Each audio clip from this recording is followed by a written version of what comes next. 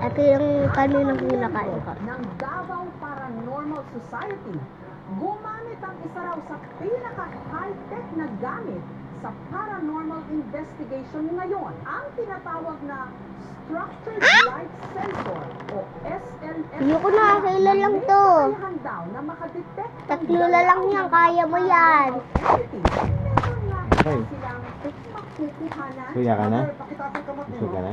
So it's tracking her, tapos, mother, there's somebody behind her. Sila.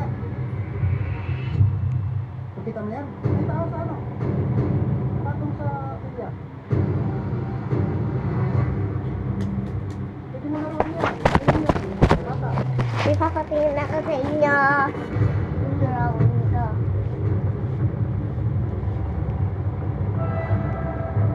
This is a figure of a small kid. Yan sa taas, paakyat sa hubong.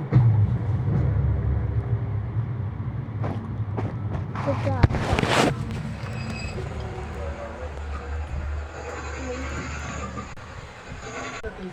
Goodbye, teacher Rona.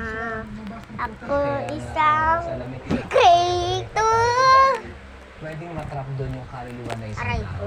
Yung dating may-ari ng salamin, pwedeng may attachment siya doon. Hindi siya naka-move on sa kabilang buhay. Nakakano. Hinihinala doon siya Ayan muna na. mag-stay sa salamin. Dalawa lang lang.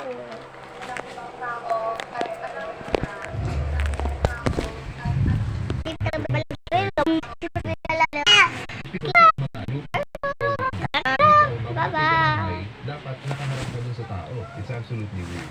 Ang sabi po ng Bible that at the May name awak of dito. Jesus, every Alam knee niyo na shall ba? bow under the earth. Kapag ang isang tao, kilala talaga si Jesus in a personal way. That person can invoke the go! name of Jesus. Sa pangalan ni Jesus, sino man yung Labubu spirito na and yan na Hello nandiyan sa Kitty. salamin, pwede mong sawayin yan at yan ay aalis.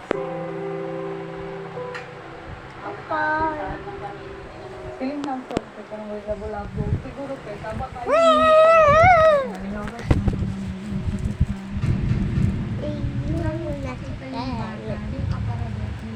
Tuturuan ko po kayo gumawa ng A. Kailangan mo ng marker na hindi nabubura. Wait. Pakiawak.